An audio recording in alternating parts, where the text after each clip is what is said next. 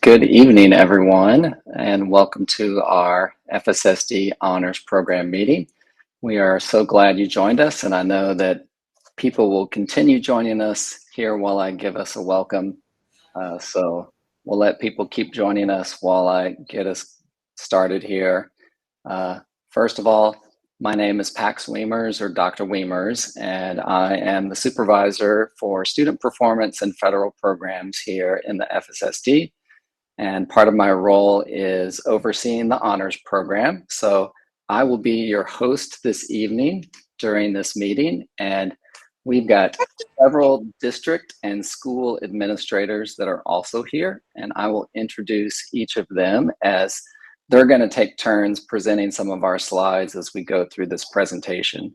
If you're on just a minute ago, you might have noticed that I started the recording of this presentation.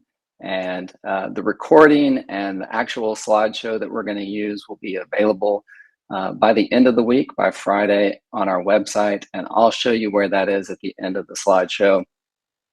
If you need to drop off the meeting for whatever reason, we know you guys have kids at home, so do I. So feel free to drop off, and the presentation will be available to you later if you have something that comes up. A couple of technical things here. So you'll see on this first slide here that there is the chat that will be open for any general questions, as well as if you look at the little bottom right of your screen, there's like a little triangle and a square and a circle, and that's the activities. There's a Q&A in there that can also be accessed for questions. A couple of notes about questions as we get started. We would prefer that you don't ask a question about your specific child, because obviously that's private information for you and your child. So if you have general questions that come up as we're explaining things through the meeting, you are certainly welcome to ask them through the chat or through the Q&A. But we would ask that you allow us to go through the slides and explain some things to you. And once we've explained it, if you still have questions, then please drop your question in the chat or the Q&A, and we'll be happy to answer that. As it relates to questions about your specific child, I will talk about that at the end of the meeting, and we will provide some contact information for you on the last slide for who you can contact if you have questions about your specific child. With that said, I think I've covered everything I need to cover here in our introduction. So the first presenter tonight will be our Associate Director of Schools for Teaching and Learning, Dr. Mary Decker, and I'm going to be advancing the slide. And Dr. Decker, welcome, and thank you for joining us. Thank you so much, Dr. Weimers, and I'd like to welcome you, everyone, to this meeting, this virtual meeting tonight. We're so happy that you're taking the time to be with us. So, to give you a bit of an overview of the honors program, what is its purpose? What are the mission and the vision?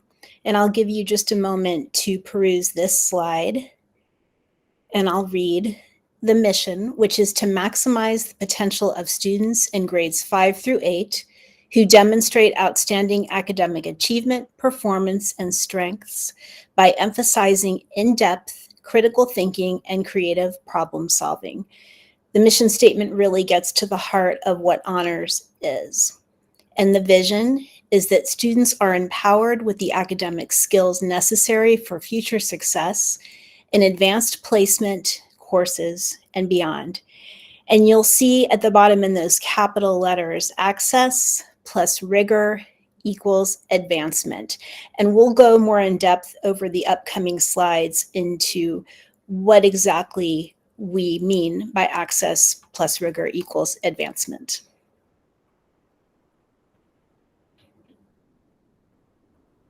So it's my pleasure to talk through with you just briefly who are the members of the Administrative Honors Committee. And you'll notice that all 3 of our intermediate middle schools are represented. The Administrative Honors Committee is comprised of the principals, the assistant at least one assistant principal at each school.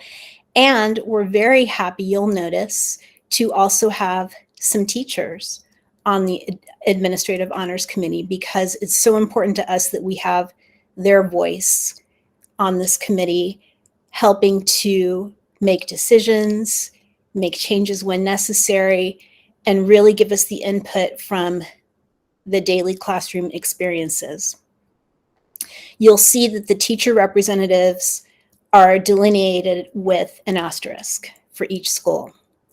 And then finally, you have several members of the Administrative Honors Committee from the Franklin Special Central Office, Dr. Wiemers, myself, and you'll hear shortly from Dr. Cheryl Roby.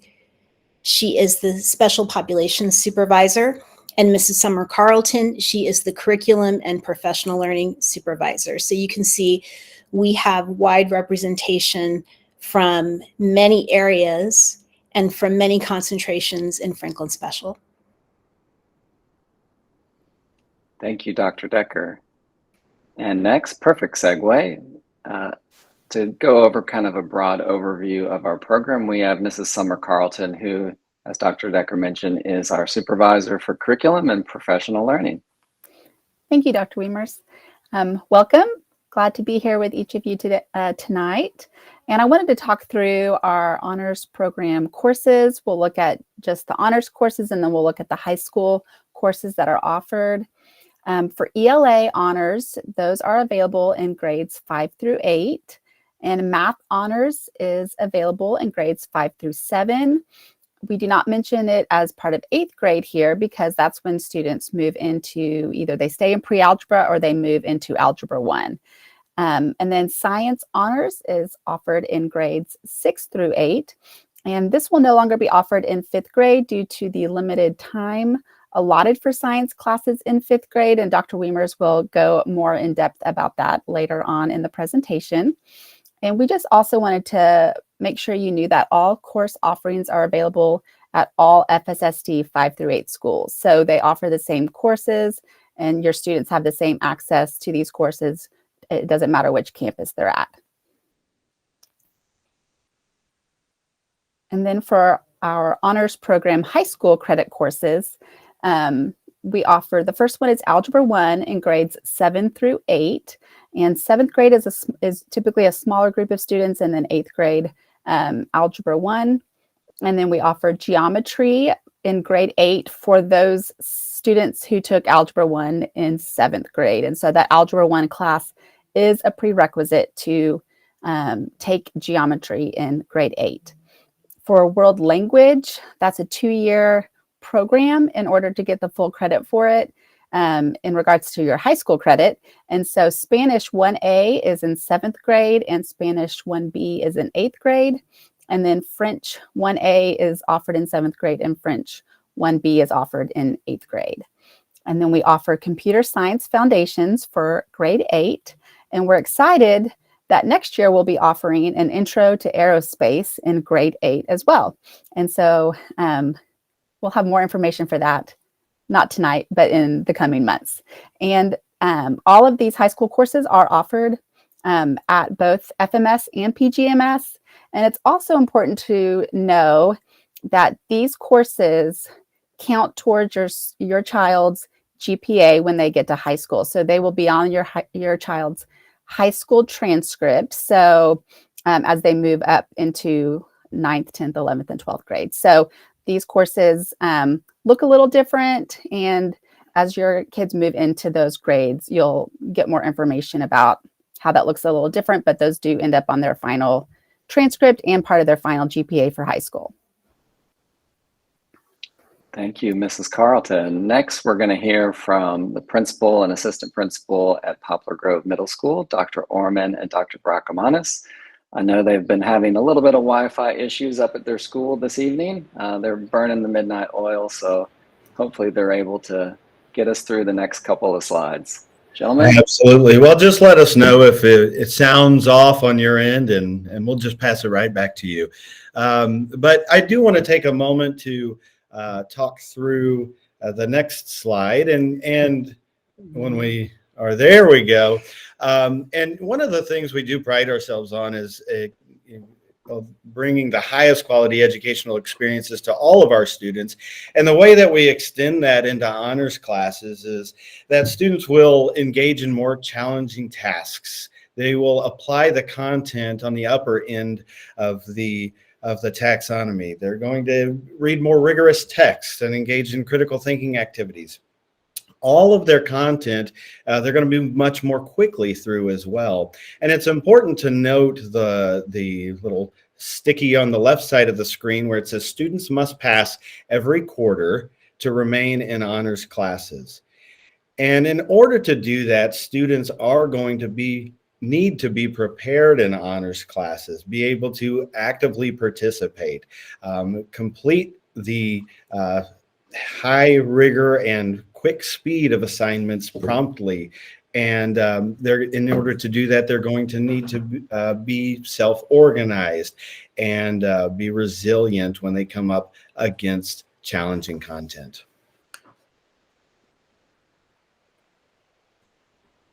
Excellent. And I'm just going to talk through a few misconceptions that are around honors. And typically as students get older, we kind of work through these, but especially when you're first getting into the honors program and things are new, as far as it relates to giftedness or accelerated learning, it's similar to a gifted program is not true. So it's not a program. It's gifted as a special education designation where you would actually have to have an IEP to take part in that.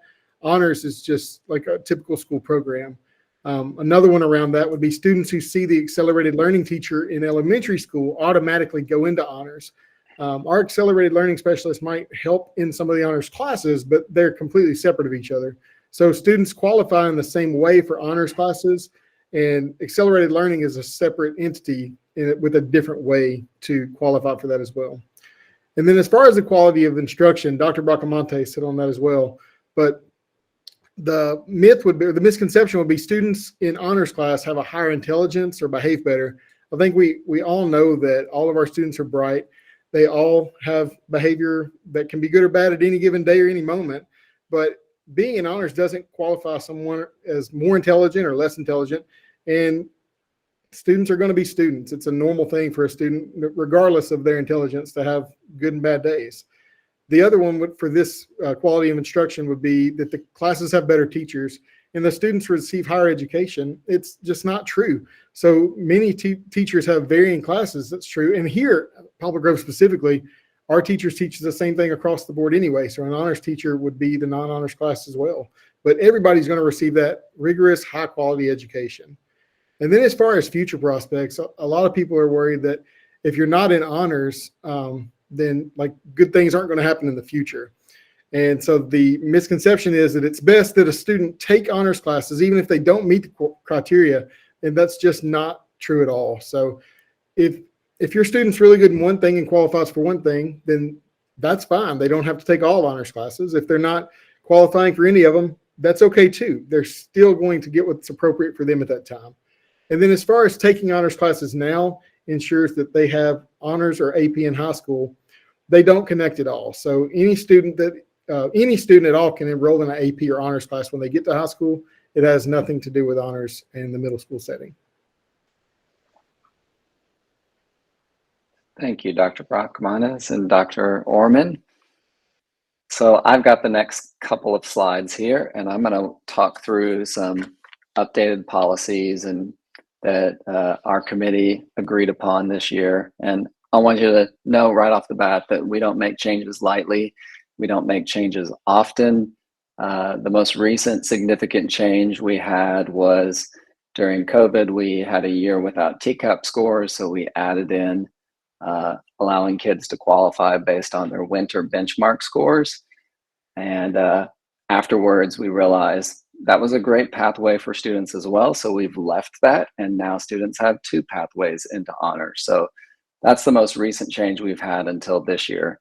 So in the flyer that we sent home related to this meeting, and the ones that you may have also gotten from your school, because I asked the principals at all the schools to send out just a reminder about the meeting as well as my flyer. I put this in the flyer, but allow me just a minute to talk through these things. So The first one there is that all of our current sixth grade students will have to re-qualify for all honors classes going into seventh grade based on the normal qualifying criteria, which we'll talk about here on the next slide, actually. But that was something that we actually were very thoughtful about. We sought feedback from a variety of people. Maybe some of you took, if you have a current fifth through eighth grader, we sent out a survey to all parents of students who were currently in honors classes in right about the beginning of November. And we had over 160 parents who took that survey. And then we were very deliberate in getting feedback from all of the teachers who taught honors classes at our 3 middle schools. So one of the biggest things for in both of those was just related to upholding the qualifications. We saw that both from the teacher feedback as well as from the parent feedback, upholding the qualifications. And 56% of the parents in our survey agreed that we should annually re-qualify students for honors, and only 21% of parents disagreed, with another 20% or so that were neutral on that. And we felt like it wasn't best for students or to have them re-qualify every year. We felt like that was logistically difficult and also just kind of created too much upheaval for students to have to re-qualify every single year. So we felt like going into seventh grade, going into those middle school years where you can start taking high school classes, was the appropriate time for students to re-qualify. Keep in mind that the first entry point for students to enter into honors is actually their end of third grade TCAP scores. So that's a long time from the end of third grade until going into seventh grade.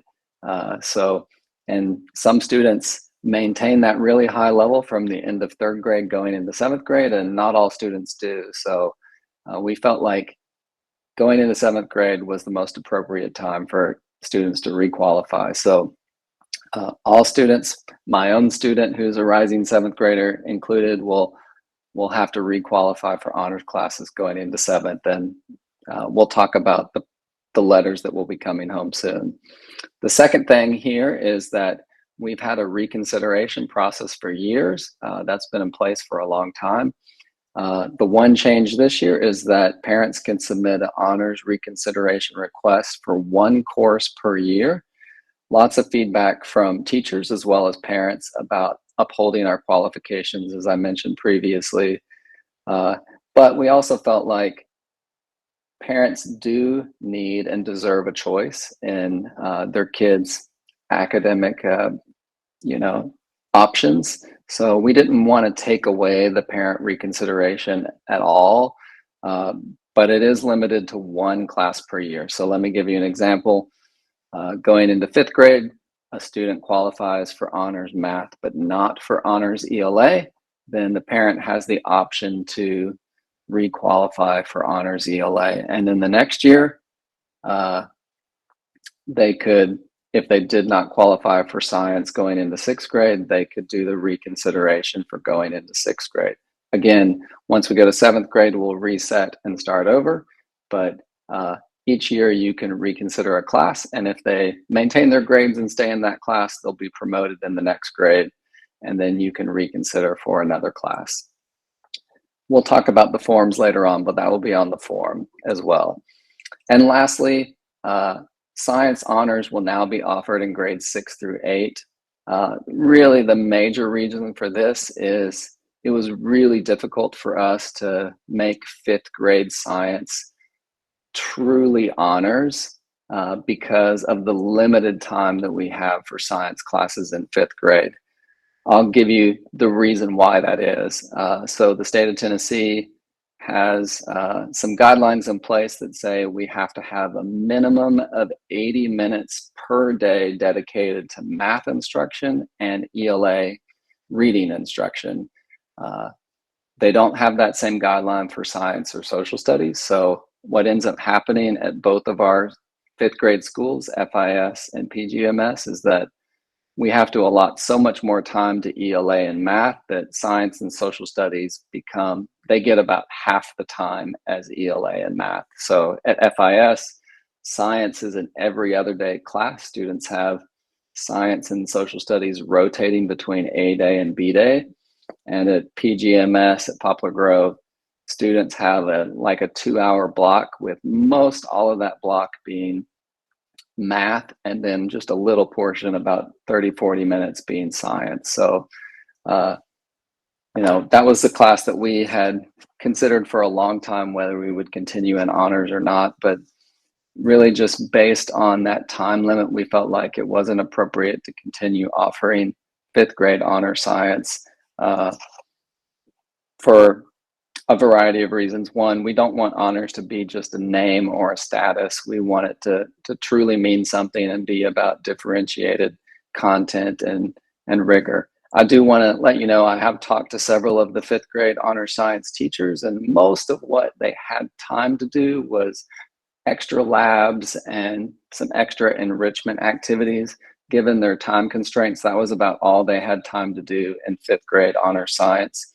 But all of them still have all those activities and are planning to do many of those activities. So whether it's called honor science or not, just know they're going to still get the same great instruction from the teachers, and all those little enrichment activities that they've used in the past, they still have all those and will continue to use those as appropriate. All right. So next, on to the course qualifications. These are unchanged from previous years. So you'll see these outlined here. So for ELA, math, and science classes, all of this is based on the 90th percentile above on this past year's TCAP. Obviously, the reason why we can't use this current year's TCAP is we haven't taken it yet. And we won't get those scores until much later into the summer, too late for us to use. So we use this prior year's TCAP scores and look at the 90th percentile. We also look at the 90th percentile on the winter benchmark test. So in elementary school, in 4th grade or even 5th grade, for ELA, they take the iReady reading test 3 times a year, in the fall, the winter, and the spring. And then all of our grade levels take the iReady math test 3 times a year, in the fall, the winter, and the spring.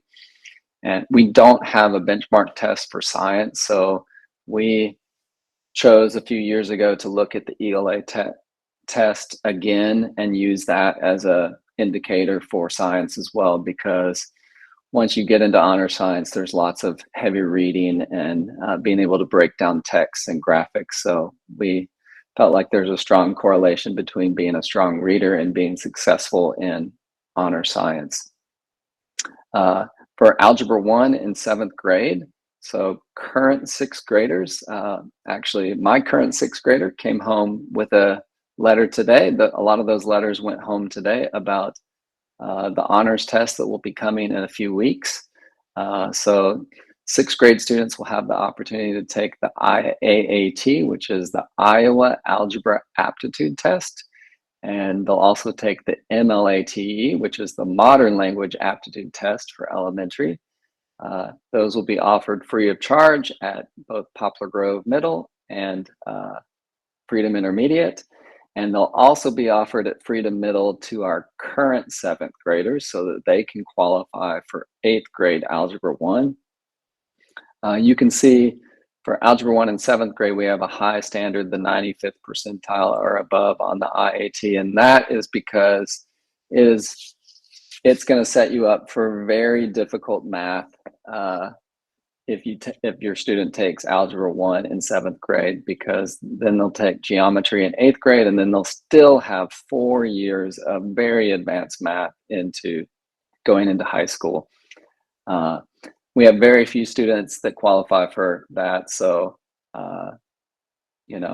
don't worry if your kid doesn't qualify, because they're still going to have really hard math when they get to high school. And then going into 8th grade, it's the 90th percentile, as we typically do. You'll notice for world language, we've set that standard much lower. Just keep in mind that these bottom percentiles for Algebra 1 and World Language, our committee looks at annually and reassesses the cut score annually. So that's what we've used the last couple of years. Again, World Language is a 2-year commitment. We want so many kids to have that opportunity. If your kid takes French or Spanish in middle school, they satisfy 1 year of the 2-year requirement in high school. So that's really nice that they can walk into high school having already met 1 year of their 2-year foreign language requirement. Next up is our administrators, Dr. Hoag and Ms. Scallon from Freedom Intermediate School, and they're going to talk more about the qualifying process for honors.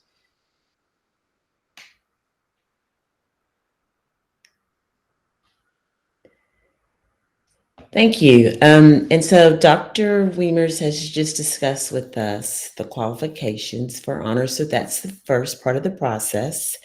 And we notify families by mail in late March with those qualifying scores and the students that do qualify for our honors program. And so another option for students that don't qualify is our reconsideration process.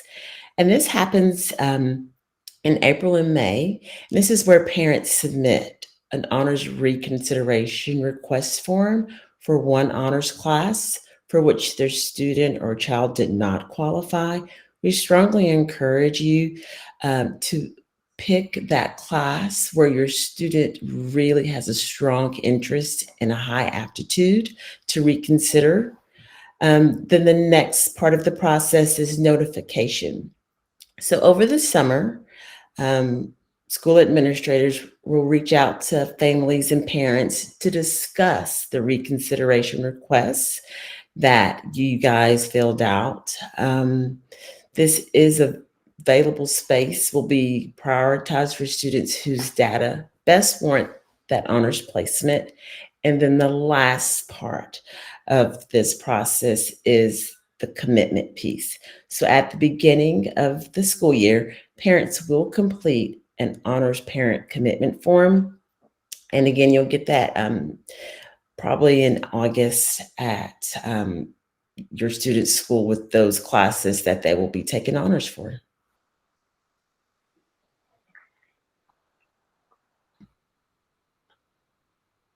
All right, and I'm Dr. Hoag from Freedom Intermediate School, and just to reiterate some of what has already been covered is that students in 5th grade who are in ELA Math and Science right now will automatically advance to those same courses in 6th grade as long as they meet the grade requirements. And then students currently in 7th grade will do the same thing for ELA and Science, not for Math though, because of those IAAT scores that have to be met for algebra. And then again, when students move from 6th grade to 7th grade, we are going to have students re-qualify for all subjects because of that time span that Dr. Wiemers mentioned earlier.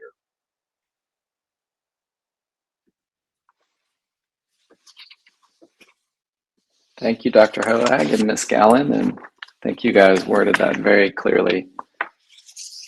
So I've got this next slide. So this is just kind of a flow chart to help you understand this. Like I said at the beginning, this presentation, just as a presentation, will be available on the website by Friday. So no need to get your camera out and take a picture of your screen right now. This will be available in a few days and you can look back at this. So this just helps you understand that going into 5th grade, you can qualify for honors ELA and math, and then you can reconsider for one class. As Ms. Scallon said so perfectly was, we would encourage you to choose that class where your student has high interest and high aptitude, as you know your student best. Going into 6th grade, they can advance in honors ELA and math. Starting next year, obviously this year we do have an honor science in 5th grade, and we didn't want to take away that honor science class from them in the middle of the year. That was not our intention. So those kids that are in honor science in 5th grade currently can advance in that this year. Obviously next year that will be a different case since that class won't be offered anymore, as we discussed. Then going into 7th grade, everybody has to requalify, as we said. And then you can still choose to reconsider in one of these classes. So honors ELA, honors math, honors science, or the world language are available to you as a reconsideration. The only class in the entire honors program and high school credit that we don't have a reconsideration for is the 7th grade Algebra 1, because that is such a difficult class for students to take in 7th grade. One, because they're going to be kind of missing some of the curriculum there by jumping ahead to Algebra 1 in 7th grade. So Dr. Farmer from Freedom Middle will talk through this as he kind of shows you the graphic of the high school sequence here in a couple of slides. So that's the only class where we don't have the reconsideration in the entire program. Rising 8th grade, then you can qualify and advance in all of these classes. And as has been mentioned before, just because your student doesn't qualify this year doesn't mean that they can't qualify next year. So say, for instance, your rising 5th grader doesn't qualify for anything coming up into 5th grade, and you do a reconsideration request, they might get into one. Well, each year you can requalify. So you can advance going from 5th to 6th and 7th to 8th, but you can also requalify every year. And that happens all the time. We have students in our standard on-level classes who are doing so great that they've met that standard, and they get a letter saying that they've now qualified for honors going into that next year. So you can requalify every year or qualify anew every year, and you can reconsider one class every year. This next slide just gives a little bit more of the timeline. Ms. Gallen kind of talked through the process, but this kind of gives it to you in timeline format. So our current 6th and 7th graders will take the IAAT test that week of President's Day. So that we usually do it that week because it's already a little bit of a shortened week. And then the 6th graders will also take that MLATE test, which is the foreign language test, that foreign modern language aptitude test. The letter that we sent home today actually says parents can opt out. So if you want your kid to take those tests, you don't have to do anything. Don't return the letter. If for some reason you didn't want your kid to take those tests, then parents can sign the form and return it and opt out of those tests. Then in late March, after spring break, towards the end of March, we will literally mail out letters to every student who's currently in 4th grade through 7th grade. And those letters will have your student scores on TCAP from this last year in all subjects, as well as those winter benchmark tests, which we use as qualifying. And my assistant and I, we're a very small district, so my assistant is also Dr. Decker's assistant, but she and I will go through every one of those letters and make sure everything is highlighted appropriately from our data sheet. And we will fold those letters and put them in envelopes, and it's a fun time sending 1,200 letters across the district home. So when those letters are going out, there'll be a Blackboard message to let people know to expect those letters, but it will be late March after spring break, just because it's a time-intensive process, and we need time after students take these IAAT and MLATE tests to get those in our data sheet and then prepared in the letters. And then in April and May, we'll have an opportunity for you to go to a parent meeting at each of the schools. There'll be one at FIS, one at Poplar Grove Middle, and one at Freedom Middle. The dates for those meetings we're still finalizing, but those will also be in the letters that we send home in March. And then the principals will send Blackboard messages. Even if your kid is currently in 4th grade, Dr. Hoag and Dr. Orman can send Blackboard messages to you as well to let you know of those honors parent meetings that will take place at their school. And then, like Ms. Gallen already said, the reconsideration process will also be open through April and May. We usually set the deadline for you to do the reconsideration by May 31st. That way, our administrators have time to go through those reconsiderations once we move into June and start calling families and talking about the reconsideration requests. And then I already mentioned the last one. During the summer, the principals will be in touch with you about those things. All right.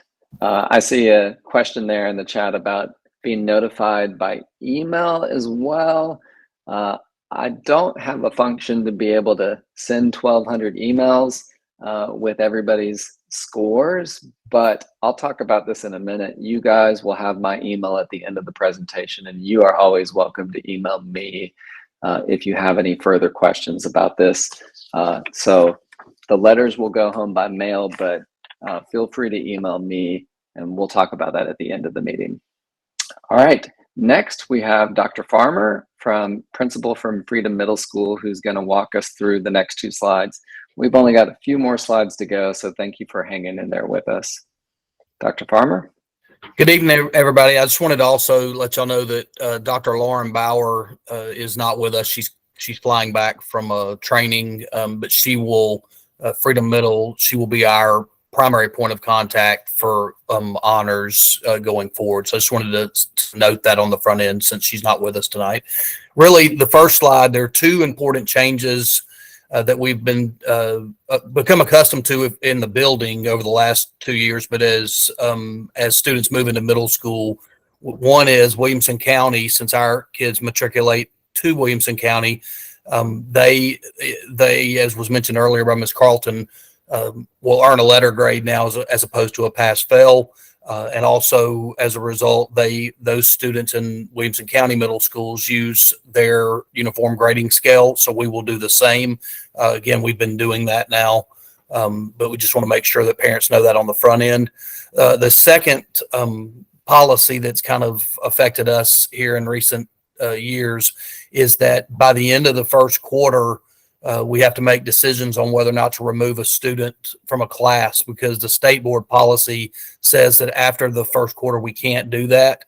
And so typically, especially in the algebra geometry courses, our teachers and administration will have conversations with any families who may have students that are in that position.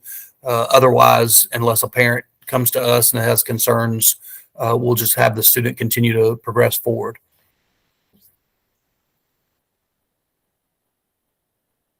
And then the second slide that I'm responsible for, it's really something that y'all need to absorb as you think about what your child's going to do throughout really middle school and high school. And so earlier it was mentioned all the options. And so you see on this chart, depending on which high school your child goes to, there are a variety of options. Most every Williamson County school, and that I'm going to start with 12th grade and work backwards. All those options are available, but also there are available options for children to go to Columbia State and do enrollment. There are just a variety of opportunities for kids once they get to the high school level. As you see, as it works for us, when kids come in, this starts with 8th grade. If a kid comes in and takes 8th grade math for us, pre-algebra, then they will take algebra 1 in 9th grade, geometry, algebra 2, and then likely pre-calculus, or what the state calls it, bridge math. Those kids who take honors 7th grade and then take algebra 1, they'll take geometry in 9th grade, and then by the time they're a senior, they'll have a variety of choices. When I'm talking to our parents, I always like to use my son as an example. He's a freshman in college now, and for his 4th math, because he took algebra in 8th grade, he took AP stats. And so, there's a variety of choices for kids to take. And then for those kids who take 7th grade algebra, and as it was mentioned also, that's a small group, but those kids would then take geometry at the 8th grade level, and then the kids that like math that much often will take the calculus, the AB and BC combination, or do some college level work. And so what I always try to tell parents related to this slide, don't like look at this as a preview. Like we're going to talk through you about this, talk through this with you as we work with y'all, and then as we go through high school registration. But we want y'all to have it on your radar now, but don't let it overwhelm you. Thank you. Thank you, Dr. Palmer. All right, we are down to the last 2 slides. So as we wrap up, I want to direct you to a couple of things. So our FSSD website has a specific page for the honors program. And you can see there, if you go to students and families on the home page, and then there's a tab for curriculum instruction, you'll see a bunch of little drop-down pages, and one of them says the honors program. And that will be where this presentation, as well as a recording, will be there by Friday is my goal. I also put the QR code right there in case you want to go ahead and save that page on your phone. You can just scan it right now, and then you've got it on your phone and have it saved. And then in a few days, those things will magically appear for you. And as we mentioned a few times now, the forms that we've been discussing, the honors reconsideration request form, obviously that is not needed right now because you don't know whether your kids have qualified or not until we send those letters. So when we send the qualifying letters to all of our current 4th through 7th grade families, then the honors reconsideration request form will be on the website. When you get the letter, there'll also be a second page that I put in there that has all the QR codes and links to help get you to those forms that you need or may need. So don't worry, it's going to be included in the letters too. You don't have to remember this for the next 2 months. So those will be available on the website in late March when the letters go out. There's also an honors program opt-out form. So we don't talk about this a whole lot, but obviously as parents, we want you to have a choice to reconsider your child into an honors class, but you also have the option to remove them from an honors class. And just to give you an example, sometimes we see this in the algebra classes or the honors math classes. If a kid really struggled the previous year, but they advanced up and the parent has decided, you know what, it was really hard last year for my child, I want him to go back into the standard math class. That's your choice. So that honors opt-out form is also there that you will submit if you don't want your kid to take a particular honors class. Last thing I'll note about the honors program webpage is if you go there right now, it's got the current year's guidelines on that webpage. It doesn't have these new policies that we are talking about tonight with some of these updates. And I have not changed that yet. And the reason why I've not done that is those are the current guidelines for the current school year. And so I don't want to change them during the school year when a parent might want to reference that for their child right now. So also over the summer, I will make sure those guidelines are updated for next year based on the information that we've shared with you this evening.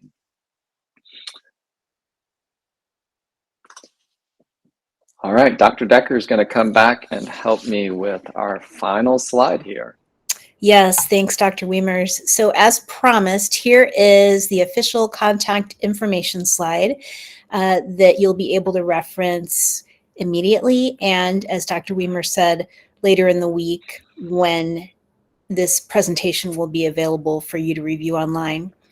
So you'll note that the contact people at the schools are assistant principals at Freedom Intermediate School, Mrs. Tracy Gallen, and you'll note that for all of these contact people, we have their email address and phone number. At Freedom Middle School, Dr. Lauren Bauer is your honors contact. At Poplar Grove Middle School, Dr. Josh Bracamontes, and Dr. Wiemers is the FSSD Central Office contact person. Yes, and so we kind of started this meeting by saying, if you have general questions, we are happy to answer those. And what I wanted to tell you as we leave is if you have any questions related to your child specifically, then you are welcome to contact me. I know that you might want to talk about a scenario related to your child or ask a question related to your child. And obviously, if you want to talk to somebody just about your child's current academic progress, it's totally fine to reach out to your child's teacher. But if it relates to honors, you are welcome to contact me, and I'll be happy to help you. This season, I get lots of emails, and I'm pretty quick at responding unless I'm not in the office. So please feel free to contact me. Starting tomorrow, I'm going to be with my family here in a few minutes when we wrap up this meeting, but you're welcome to reach out to me. I want to leave it open. If anybody has any questions that we haven't answered, you can drop those in the chat or the Q&A real quick. Otherwise, in a few minutes, we will adjourn this meeting, but we'll hang on just a minute in case there are any questions related to what we've shared with you so far this evening.